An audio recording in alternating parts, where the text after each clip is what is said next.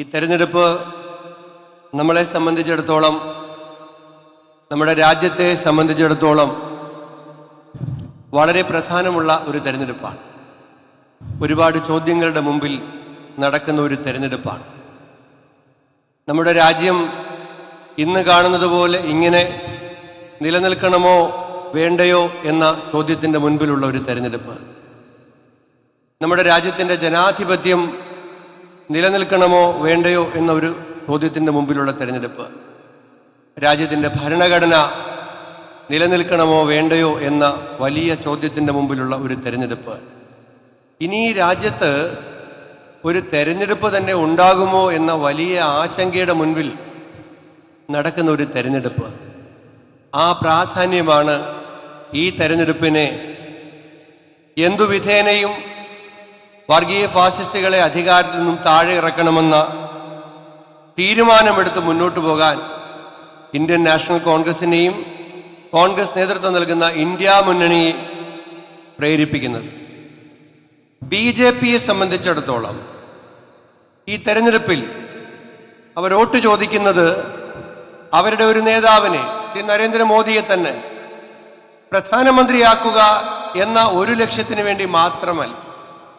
ഭൂരിപക്ഷമുണ്ടാക്കുക, പ്രധാനമന്ത്രിയെ സൃഷ്ടിക്കുക എന്നതിനപ്പുറം അവർ വോട്ട് ചോദിക്കുന്നതിന് അതിനും അപ്പുറമുള്ള ചില അജണ്ടകളെ മുന്നിൽ വെച്ചുകൊണ്ടാണ്. അവർക്ക് ഇന്ത്യയിൽ ഒരു പ്രധാനമന്ത്രിയെ സൃഷ്ടിക്കുക, അധികാരത്തിൽ വരിക എന്നത് മാത്രമല്ല അവരുടെ അജണ്ട. അതിനും അപ്പുറത്ത് അപകടകരമായ അജണ്ട അവർ മുന്നോട്ട് വയ്ക്കുന്നുണ്ട്. ഒരു പാർട്ടി, ഒരു നേതാവ്, ഒരു തെരഞ്ഞെടുപ്പ്, ഒരു മതം, ഈ നിലയിലേക്ക് ഈ രാജ്യത്തിൻ്റെ നിലവിലുള്ള ബഹുസ്വരതയെ മുഴുവൻ ഇല്ലാതാക്കിക്കൊണ്ട് ഒരു ഏകാധിപത്യത്തിൻ്റെ, സർവാധിപത്യത്തിൻ്റെ, ഹിന്ദുരാഷ്ട്ര സംസ്ഥാപനത്തിൻ്റെ അജണ്ടയെ മുന്നോട്ട് വെച്ചുകൊണ്ടാണ് അവർ ഈ തെരഞ്ഞെടുപ്പിനെ നേരിടുന്നത്.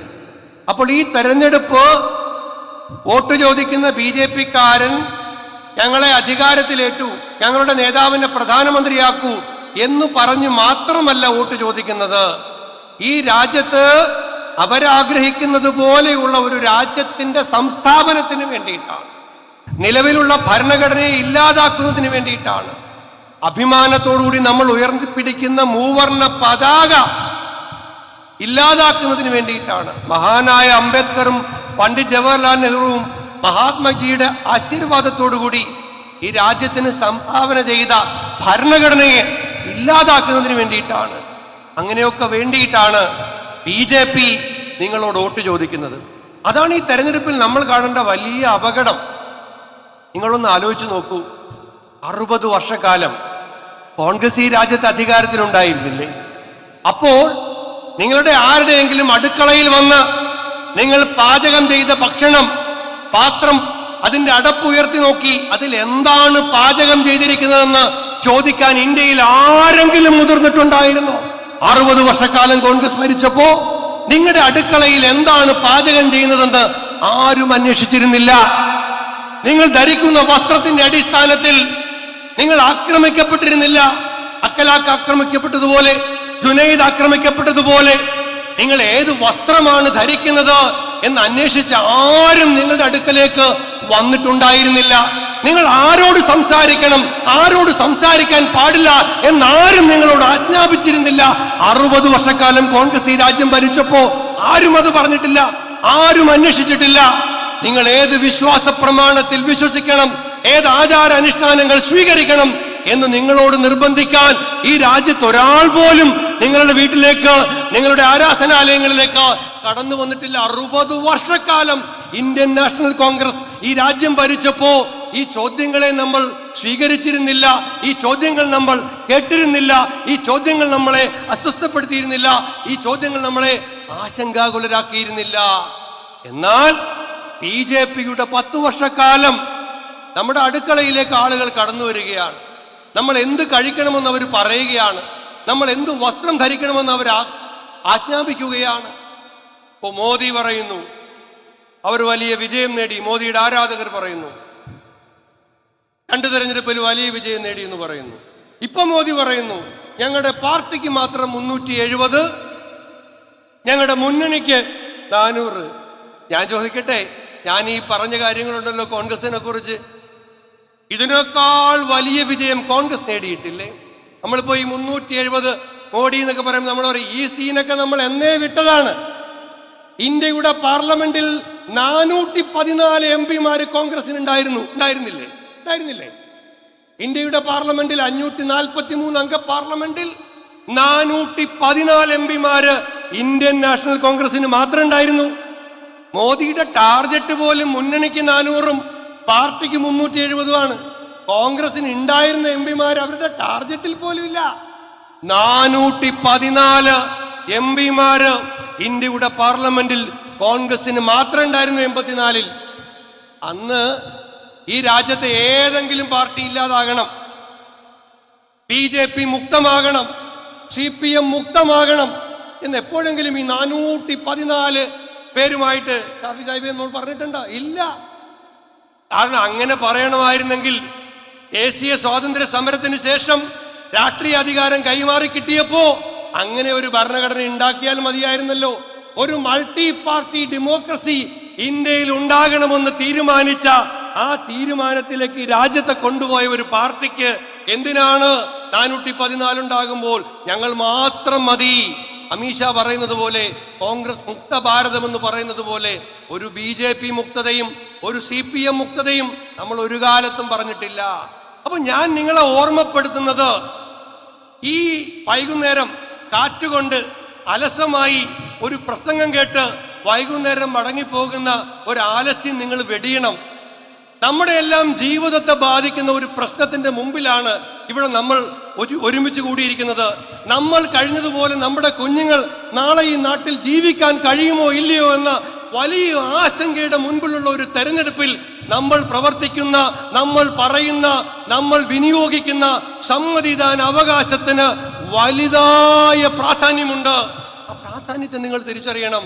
അല്ലാതെ വേറെ ചില ആളുകൾ പറയുന്നത് പോലെ, ഒരു CPM-ന്റെ നേതാവിന്റെ പ്രസംഗം ഞാൻ കഴിഞ്ഞ ദിവസം TV-യിൽ കൂടെ കേട്ടു.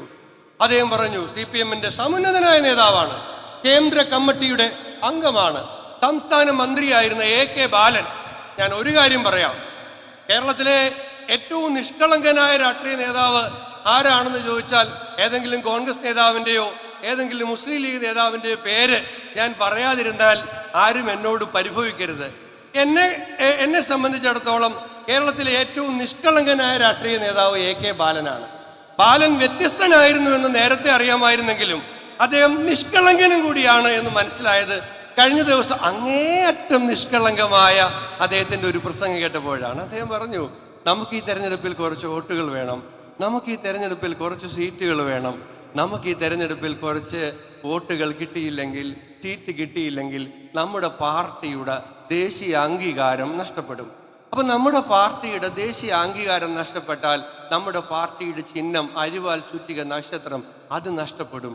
പിന്നെ തെരഞ്ഞെടുപ്പ് കമ്മീഷൻ തരുന്ന ചിഹ്നത്തിൽ മത്സരിക്കേണ്ടി വരും. അദ്ദേഹത്തിന്റെ തന്നെ പ്രസംഗമാണ്. അദ്ദേഹം പറയുന്നു, ഇപ്പൊ തന്നെ കൊള്ളാവുന്ന കുറെ ചിഹ്നങ്ങൾ വേറെ ആൾക്ക് കൊടുത്തു. ഈ പ്രധാന ചിഹ്നം കഴിഞ്ഞിട്ടുള്ള പുസ്തകം, പിന്നെ ബലൂണ്, സൈക്കിള്, മെഴുകുതിരി, ഇതൊക്കെ വേറെ ആൾക്ക് കൊടുത്തും പോയി. പിന്നെ 2026 നിയമസഭയാകുമ്പോൾ പിന്നെ നമുക്ക് മരപ്പട്ടി, ഈനാമ്പേച്ചി, തേള്, എലിപ്പെട്ടി തുടങ്ങിയ ചിഹ്നത്തിൽ മത്സരിക്കേണ്ടി വരും. എന്നിട്ട് ബാലൻ തന്നെ ആ മൈക്കിന്റെ മുമ്പിൽ നിന്ന് പ്രസംഗിക്കുകയാണ്, 2026 നിയമസഭാ തെരഞ്ഞെടുപ്പ് ആകുമ്പോൾ നമ്മളിങ്ങനെ മൈക്കിന്റെ മുമ്പിൽ നിന്നിട്ട് നമ്മുടെ പ്രിയങ്കരനായ സ്ഥാനാർത്ഥി സഖാവ് ഇന്നയാൾക്ക് മരപ്പട്ടി ചിഹ്നത്തിൽ നിങ്ങളുടെ വിലയേറിയ സമ്മതിദാനാവകാശം രേഖപ്പെടുത്തണമെന്നൊക്കെ പറയുന്നത് ഒന്ന് ആലോചിച്ച് നോക്കൂ. ഈ അനൗൺസർമാർക്ക് അവർ ചില സാഹിത്യമൊക്കെ ഇടും. ഇപ്പൊ ഈ ഈനാമ്പേച്ചി ചിഹ്നമാണ് പിണറായി വിജയന് കിട്ടുന്നതെങ്കിൽ നിങ്ങളൊന്ന് ആലോചിച്ച് നോക്കി, ഈ അനൗൺസർമാർക്ക് ഒരു ബുദ്ധിമുട്ടുണ്ടാകും. ഐശ്വര്യത്തിന്റെയും സമ്പൽ സമൃദ്ധിയുടെയും പ്രതീകമായ ഈനാമ്പേച്ചി എന്ന് പറയാൻ പറ്റുമോ? ഐശ്വര്യത്തിന്റെയും സമ്പൽ സമൃദ്ധിയുടെയും പ്രതീകമായ മരപ്പട്ടി എന്ന് പറയാൻ പറ്റുമോ? അനൗൺസർമാര് കുടുങ്ങും. അപ്പോ AK ബാലൻ വളരെ നിഷ്കളങ്കമായി പറഞ്ഞു, അല്ലാതെ നരേന്ദ്രമോദിയെ താഴെ ഇറക്കുക, ഭരണഘടനയെ സംരക്ഷിക്കുക, ജനാധിപത്യം സംരക്ഷിക്കുക, ന്യൂനപക്ഷ അവകാശങ്ങൾ സംരക്ഷിക്കുക, ഇതൊന്നുമല്ല ഞങ്ങളുടെ അജണ്ട. മരപ്പട്ടിയിൽ നിന്നും നമ്മളെ രക്ഷിക്കുക. അപ്പൊ ലളിതമായ ഒറ്റ ചോദ്യമേ ഉള്ളൂ ഞാൻ നിങ്ങളുടെ മുമ്പിൽ വെക്കുകയാണ്. വളരെ ലളിതമായ ഒറ്റ ചോദ്യം, മരപ്പട്ടിയിൽ നിന്നും മാർക്സിസ്റ്റുകാരെ രക്ഷിക്കാൻ വേണ്ടിയിട്ടാണോ, മതഫാസിസ്റ്റുകളുടെ കയ്യിൽ നിന്നും ഈ രാജ്യത്തെ രക്ഷിക്കാൻ വേണ്ടിയിട്ടാണോ ഈ തെരഞ്ഞെടുപ്പിനെ നമ്മൾ നേരിടേണ്ടതുള്ളതാണ് പ്രധാനപ്പെട്ട ചോദ്യം. മരപ്പട്ടിയിൽ നിന്നും മാർക്സിസ്റ്റുകാരെ രക്ഷിക്കേണ്ട ഉത്തരവാദിത്വം നമുക്കുണ്ടോ ബാലനാരായണൻജി? നമുക്കില്ല. അപ്പോ ഫാസിസ്റ്റുകളുടെ കയ്യിൽ നിന്നും രാജ്യത്തെ നമുക്ക് രക്ഷിച്ചെടുക്കണം. അവസാനത്തെ ബസ്സാണ്, ഇന്ത്യൻ ജനാധിപത്യത്തിന്റെ അവസാനത്തെ ബസ്സാണ് 26-ാം തീയതി നമ്മുടെ വീട്ടിന്റെ പടുക്ക വന്ന് നിൽക്കാൻ പോകുന്നത്. നമ്മുടെ അടുത്ത പള്ളിക്കൂടത്തിന്റെ മുമ്പിൽ കിടക്കുന്നത് ഇന്ത്യൻ ജനാധിപത്യത്തിന്റെ, ഇന്ത്യൻ മതേതരത്വത്തിന്റെ അവസാനത്തെ ബസ്സാണ്. ഇത് പോയാൽ ഇനി വണ്ടിയില്ല. അപ്പോൾ അതുകൊണ്ട് ആ യാഥാർത്ഥ്യത്തെ നമ്മൾ കാണണം. ഇവിടെ BJP പരാജയപ്പെടും. ഞാൻ നിങ്ങൾക്കൊരു സന്തോഷ വാർത്ത പറയാം. ഒരുപാട് പേടിപ്പിക്കുന്ന കാര്യം പറഞ്ഞതിന് ശേഷം കടപ്പുറത്തിരിക്കുന്ന നിങ്ങൾ സന്തോഷത്തോടു കൂടി കേട്ടോ. ഇതൊക്കെയാണെങ്കിലും 2024 ഈ ലോക്സഭാ തെരഞ്ഞെടുപ്പ് കഴിയുമ്പോൾ നമ്മൾ BJPയെ പരാജയപ്പെടുത്തുക തന്നെ ചെയ്യും. അപമാനിതനായി നരേന്ദ്രമോദി ഇന്ത്യൻ പാർലമെന്റിൽ നിന്നും പുറത്തേക്ക് ഇറങ്ങിപ്പോകുന്നത് നിങ്ങൾ നോക്കിക്കോ, നമുക്ക് കാണാൻ കഴിയും. അങ്ങേയറ്റം അപമാനിതനായി. വെറുതെ നിങ്ങളൊന്ന് സൂചിപ്പിക്കാൻ വേണ്ടി പറഞ്ഞൊന്നുമല്ല. 3 സംസ്ഥാനങ്ങളിൽ പരാജയപ്പെട്ടില്ലേ? 3 സംസ്ഥാനങ്ങളിൽ ജയിച്ചതിനെ കുറിച്ച് എന്താ ആരും പറയാത്തത്? ഈ 2023 3 സംസ്ഥാനങ്ങളിൽ BJPയെ പരാജയപ്പെടുത്തിയില്ലേ കോൺഗ്രസ്? കർണാടകയിൽ എനിക്ക് അവിടെ സംഘടനാപരമായ ചുമതലയുണ്ടായിരുന്നു 2 സ്ഥലത്തും. കർണാടകയിൽ ആദ്യം, പിന്നീട് തെലങ്കാനയിൽ. കോൺഗ്രസിന്റെ അഖിലേന്ത്യാ അധ്യക്ഷൻ, അദ്ദേഹത്തിന്റെ 2 മാതാപിതാക്കൾ കലാപത്തിൽ കൊല്ലപ്പെട്ടവരാണ്. മല്ലികാർജുൻ ഖാർഗെയുടെ അദ്ദേഹം കോൺഗ്രസിന്റെ ബ്ലോക്ക് പ്രസിഡന്റ് ആയിരുന്നു. കർണാടകയിലെ കലബുർഗിയിലാണ് ജനിച്ചത്. കോൺഗ്രസിന്റെ അഖിലേന്ത്യാ അധ്യക്ഷന്റെ കർണാടകയിൽ തെരഞ്ഞെടുപ്പ് നടന്നു 2023. BJP അധികാരത്തിൽ നിന്ന് താഴെ ഇറക്കി കോൺഗ്രസ് അധികാരത്തിൽ വന്നു. BJPയുടെ അഖിലേന്ത്യാ അധ്യക്ഷൻ JP നഡ്ഡ ഏത് സംസ്ഥാനക്കാരനാണ്?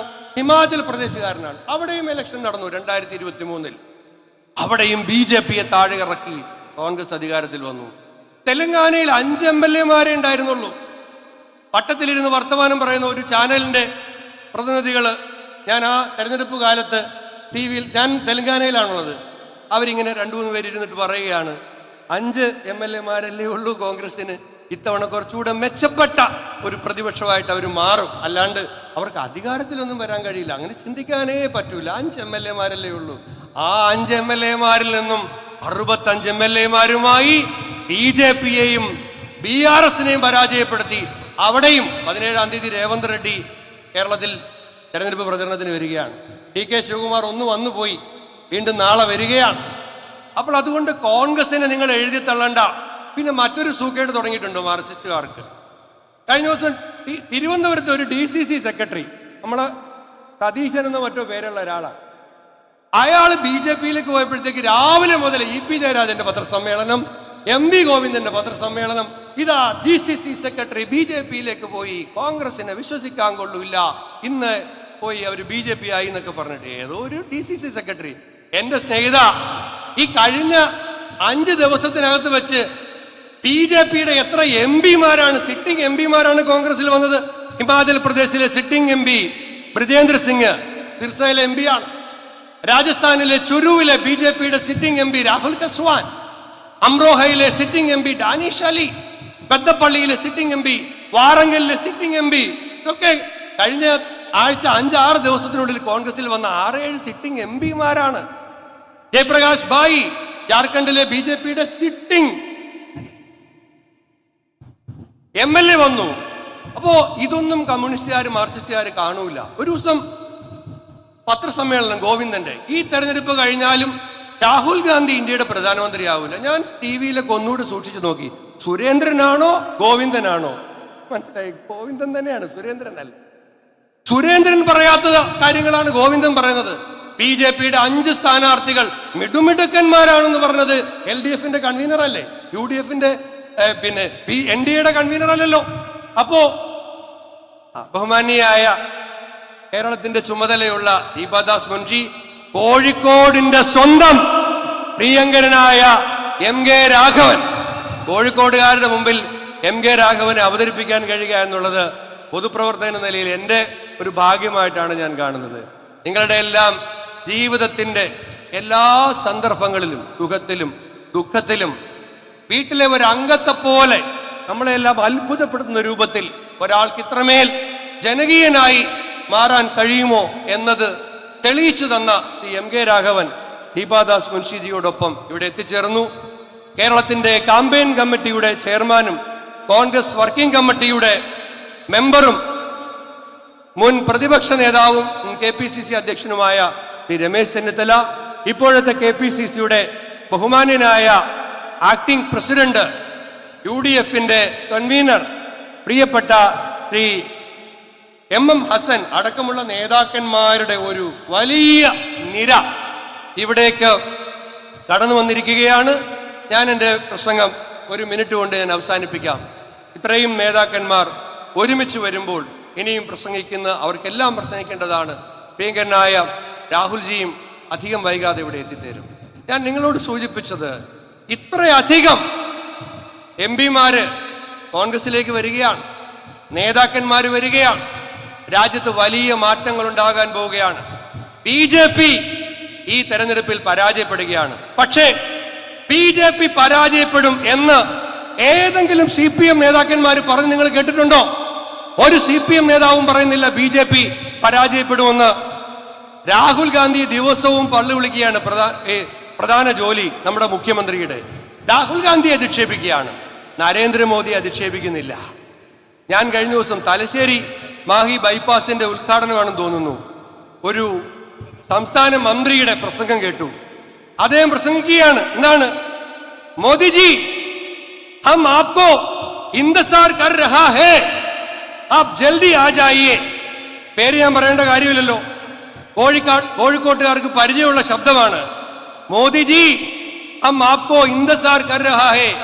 സാഹചര്യങ്ങളാണ് ഒരാളെ കൊണ്ട് ഹിന്ദി പറയിക്കുന്നത് എന്ന് ഒരു തത്വചിന്തകൻ പറഞ്ഞു ഞാൻ കേട്ടിട്ടുണ്ട്. ഈ ചില സാഹചര്യങ്ങളിൽ ആരും ഹിന്ദി പറഞ്ഞു പോകും. സാഹചര്യം ഞാൻ പറയുന്നില്ല എന്താണെന്നുള്ളത്. അതുകൊണ്ട് മോദിയെ വിമർശിക്കാൻ ഭയമാണ്. രാഹുൽ ഗാന്ധിയെ തെറി പറഞ്ഞ് നടക്കുകയാണ്. ഇവർക്കൊരു ദേശീയ നയവുമില്ല, ഒരു ദേശീയ പരിപാടിയില്ല. CPM ഇപ്പോൾ വെറും PMK ആയി മാറിയിരിക്കുകയാണ്. PMK എന്ന് പറഞ്ഞാൽ എന്താണ്? വെറും പിണറായി മക്കൾ കക്ഷിയാണ്. ഇതൊരു പിണറായി മക്കൾ കക്ഷിയാണ്. അവർക്കൊരു ദേശീയ നയവുമില്ല, ദേശീയ താല്പര്യവുമില്ല, ദേശീയ അജണ്ടയുമില്ല. അതുകൊണ്ട് ഞാൻ ആവർത്തിക്കുന്നു, ഈ രാജ്യത്തെ നിലനിർത്താനുള്ള, ഇന്ത്യ എന്ന ആശയത്തെ സംരക്ഷിക്കാനുള്ള ഒരു വലിയ ജനാധിപത്യ പോരാട്ടമാണ്. പെൻഷൻ പോലും അവകാശമല്ല എന്ന് പറഞ്ഞ ഒരു സർക്കാരിനെതിരെ വൈദ്യുതി ചാർജ് കൂട്ടി, ബസ് ചാർജ് കൂട്ടി, വെള്ളക്കരം കൂട്ടി, പെർമിറ്റ് ഫീസ് കൂട്ടി, രജിസ്ട്രേഷൻ ഫീസ് കൂട്ടി, പെട്രോളിനും ഡീസലിനും 2 രൂപ അധികം വാങ്ങിച്ചിട്ടും 7 മാസം സാമൂഹ്യ പെൻഷൻ കുടിശ്ശികയാക്കി.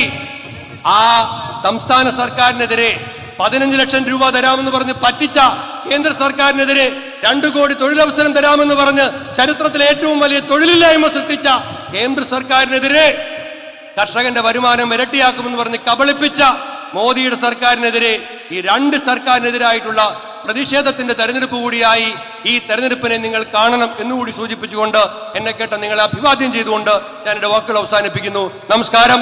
ജയ് ഹിന്ദ്.